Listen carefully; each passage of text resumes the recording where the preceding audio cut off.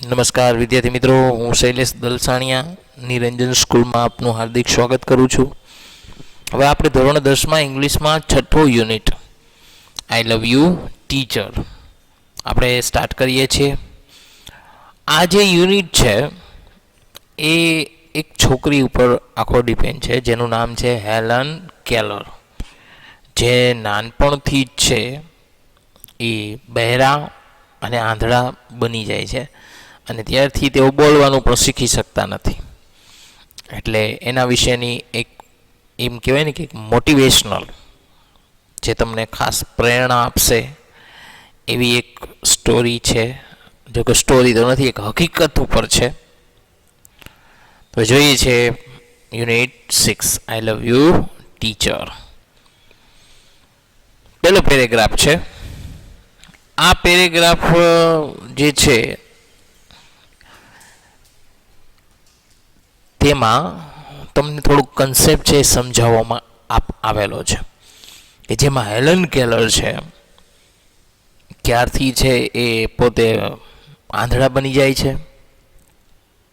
અને પોતાનું જે રસ્તામાં આવનાર જે બધી જે સમસ્યાઓ છે એની સામે પોતે કેવી રીતે લડે છે એના વિશે છે. તો જોઈએ છે. Helen Keller become deaf and blind. Become એટલે એનો મિનિંગ શું થાય? બનવું. ડીફ એન્ડ બ્લાઇન્ડ એટલે શું થાય? બહેરું અને આંધળા. When she was very young. Young એટલે નાના. કે હેલન કેલર છે બહેરા અને આંધળા બન્યા હતા કે જ્યારે તેઓ ખૂબ જ નાના હતા. એટલે કે તે ખૂબ જ નાના હતા ત્યારે હેલન કેલર છે બહેરા અને આંધળા બની ગયા હતા.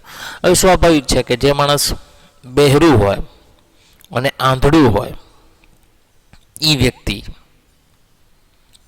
બોલવાનું પણ ન શીખી શકે. બરાબર, કારણ કે એ શબ્દ સાંભળે જ નહીં તો ત્યાં સુધી એ વ્યક્તિ બોલી પણ ન શકે. સિન્સ સી વોઝ ડેફ, જ્યારથી તે બહેરા હતા, she did not learn to speak, તે બોલતા શીખા ન હતા. કારણ કે મેં તમને કીધું ને કે બહેરું અને આંધળું વ્યક્તિ હોય એ વ્યક્તિ બોલવાનું ન શીખી શકે. આપણે જે જનરલી નાનું બાળક બોલતા શીખે તો એને કંઈક સાંભળે તો બોલે ને, એ સાંભળવાનો છે નહીં કાંઈ શબ્દ, તો બોલવાનો કંઈ પ્રશ્ન નથી. સો હર પેરેન્ટ્સ વેર એક્સ્ટ્રીમલી વરીડ, તેથી તેના માતા પિતા ખૂબ જ ચિંતિત હતા. વરીડ હોવું એટલે શું થાય? ચિંતિત હોવું. Then they found Miss Sullivan. Then they found Miss Sullivan, પછી તેઓ મિસ સુલિવનને મળ્યા. કોણ મળ્યું? તેના માતા પિતા. અ teacher four deaf and blind, જે બહેરા અને આંધળાના શિક્ષક હતા. જો એના માટેના અલગ શિક્ષક આવે. સામાન્ય શિક્ષક છે એ બહેરા આંધળા મૂગાને શીખવાડી ન શકે, ખબર છે ને. એના માટેની અલગ સ્કૂલ પણ હોય છે. એ સ્કૂલમાં પણ એને અલગ ટીચિંગ લર્નિંગ છે કરાવવામાં આવતું હોય છે. એના માટેના સાધનો, એના માટેની આખી છે કે પ્લાનિંગ આખું અલગ હોય છે. ધેટ ચેન્જ હેલન્સ લાઈફ, તેનાથી હેલનનું જીવન બદલાઈ ગયું. ચેન્જ થવું એટલે શું થાય? બદલાઈ ગયું. Here is an account of turning point. Turning point એટલે વળાંક. ઇન હર લાઈફ એટલે તેના જીવનમાં. ઇન હર આઉન વર્ડ્સ એટલે પોતાના શબ્દોમાં, કે અહીંયા તેને પોતાના જીવનમાં આવનાર વળાંકને પોતાના શબ્દમાં વર્ણન કર્યું છે. એટલે જે આ લખેલું છે, આજે એ પાઠ લખેલો છે, એ કોને લખ્યો છે? હેલન કેલરે. બરાબર. જોઈએ એના બધી પ્રશ્નો છે. પહેલો પ્રશ્ન છે, વાય વેર હેલન્સ પેરેન્ટ્સ વરીડ, કે શા માટે હેલનના માતા પિતા ચિંતિત હતા? તો કે Helen's parents were worried because કે હેલનના માતા પિતા ચિંતિત હતા, કારણ કે સિન્સ સી વોઝ ડેફ, કે જ્યારથી તે બહેરા હતા, she did not learn to speak, તે બોલતા પણ શીખા ન હતા. What was Miss Sullivan? Miss Sullivan કોણ હતા? તો કે Miss Sullivan was a teacher for the deaf and blind, કે મિસ સુલિવન છે એ બહેરા અને આંધળાના શિક્ષક હતા. ત્યાર પછીનો પેરેગ્રાફ છે. હવે અહીંયા છે મિસ સુલિવન છે હેલન કેલરને છે એ શીખવાડવાની શરૂઆત કરે છે. જો વિચાર કરો કે એક બહેરા, આંધળા અને મૂંગા વિદ્યાર્થીને શીખવાડવું કેટલું કઠિન હોય છે, પણ તેમ છતાં મિસ સુલિવન છે એને શીખવાડે છે. I still remember that morning of the year 1887. I still remember, એટલે કે મને હજુ યાદ છે, that morning of the year 1887, કે મને હજુ 1887ની એ સવાર યાદ છે. I was just 7 years of age then. હું માત્ર ત્યારે 7 વર્ષની હતી. એટલે 1887માં 7 વર્ષના હોય તો એનો જન્મ ક્યારે થયો હોય? 1880માં થયો હોય ને, સ્વાભાવિક છે. માય ટીચર એને સુલિવન, એનું આખું નામ શું હતું? એને સુલિવન. માય ટીચર એને સુલિવન came to our house that day, કે મારા શિક્ષક એને સુલિવન તે દિવસે અમારા ઘરે આવ્યા હતા. Next day C lead, next day એટલે ત્યાર પછીના દિવસે, સી લેડ, અહીં જો લીડનું ભૂતકાળનું રૂપ શું થશે? Lead. Next day C lead me in to her room, બીજા દિવસે તેઓ મને તેના રૂમમાં લઈ ગયા. એન્ડ ગેવ મી અ ડોલ, ડોલ એટલે ઢીંગલી, ગેવ એટલે આપ્યું, અને મને એક ઢીંગલી આપી હતી. I played with it for a while. while એટલે થોડાક સમય. I played with it for a while. હું થોડાક સમય તેની સાથે રમી. Then Miss Sullivan made some finger movement on my palm. Finger movement એટલે આંગળીઓ ફેરવવી. ઓન માય પામ, પામ એટલે હથેળી, જે આપણે હથેળી હોય એને શું કહેવાય ઇંગ્લિશમાં? Palm. Then Miss Sullivan made some finger movements on my palm, પછી મિસ સુલિવને છે મારી હથેળીમાં આંગળીઓ ફેરવી. It was an exciting experience. એક્સાઇટિંગનો મિનિંગ થાય અદ્ભુત, અને એક્સપિરિયન્સનો મિનિંગ થાય અનુભવ. તે એક અદ્ભુત અનુભવ હતો.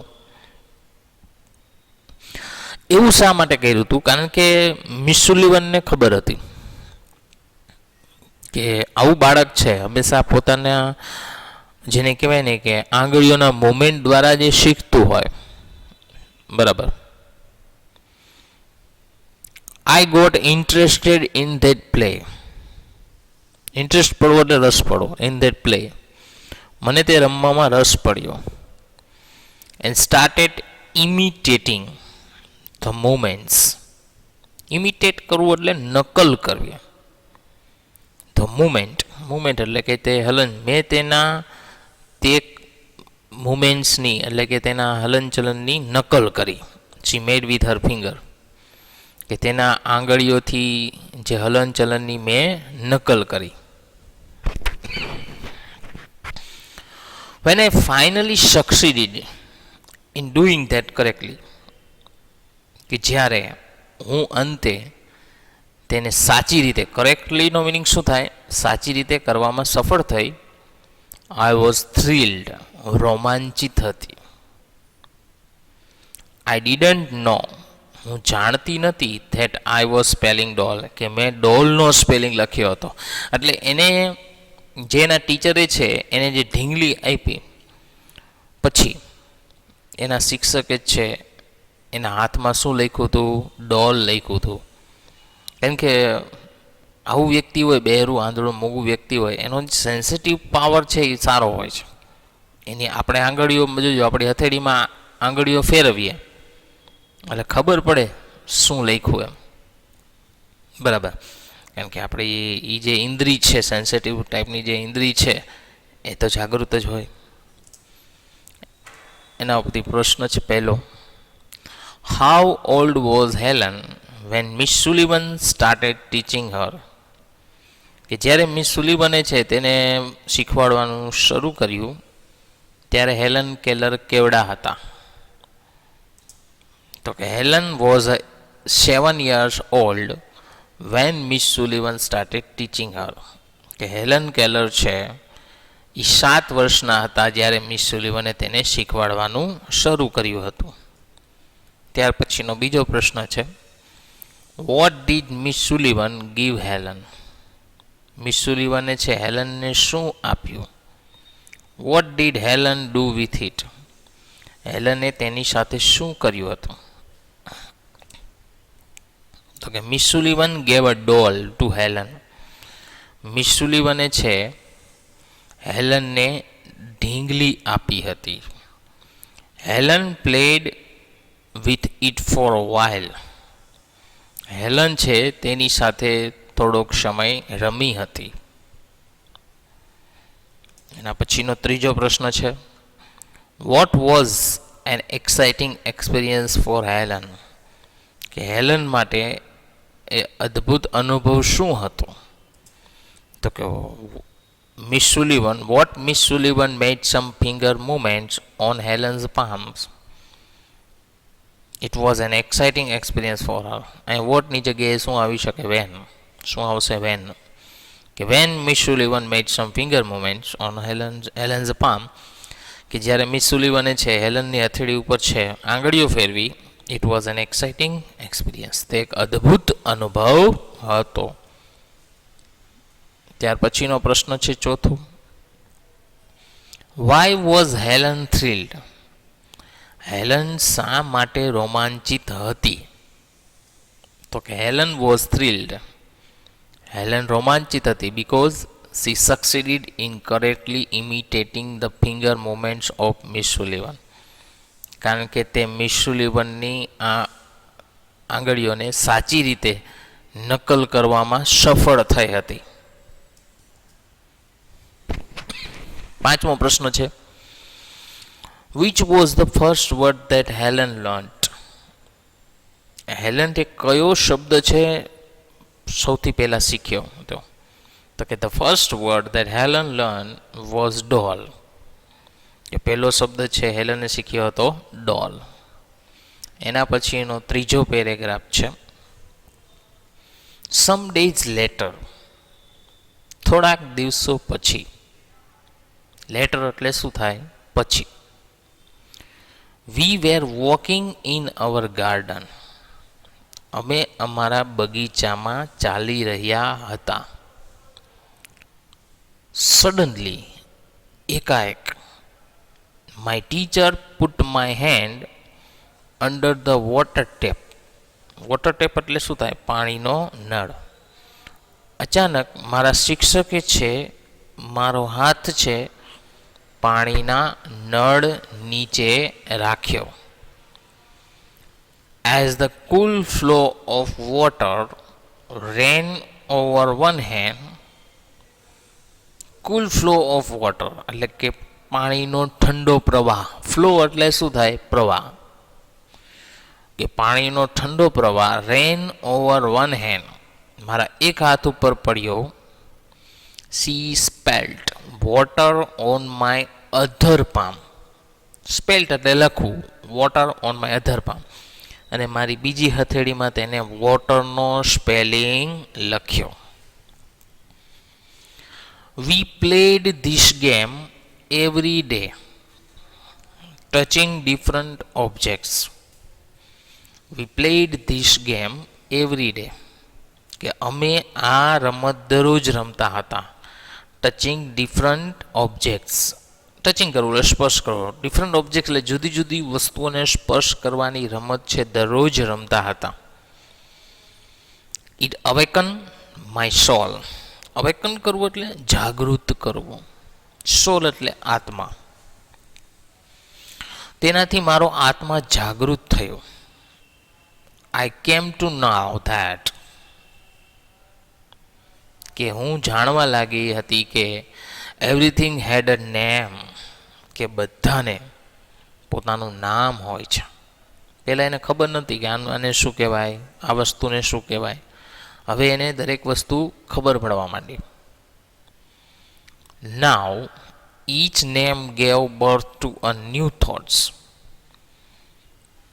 ઈચ નેમ, હવે દરેક નામ, gave a birth a new thoughts, કે હવે દરેક નામથી એક નવો વિચાર જન્મતો હતો. બર્થ થવું એટલે શું થાય? જન્મ. થોટ એટલે વિચાર.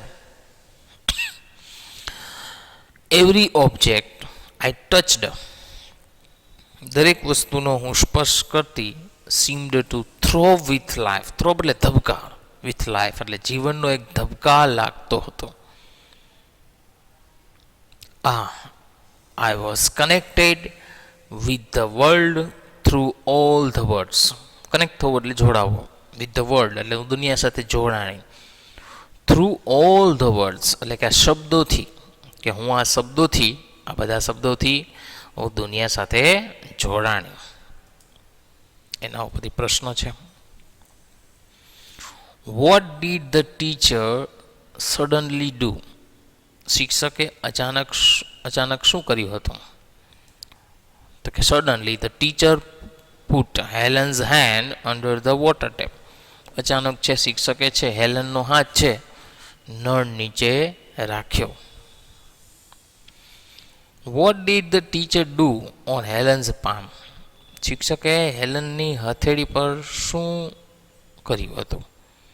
તો કે as the cool flow of water rain over one hand, કે જ્યારે ઠંડા પાણીનો પ્રવાહ એક હાથ ઉપર પડ્યો, તો teacher spelled water on Helen's other palm, કે ટીચરે છે હેલનની બીજી હથેળીમાં વોટરનો સ્પેલિંગ લખ્યો.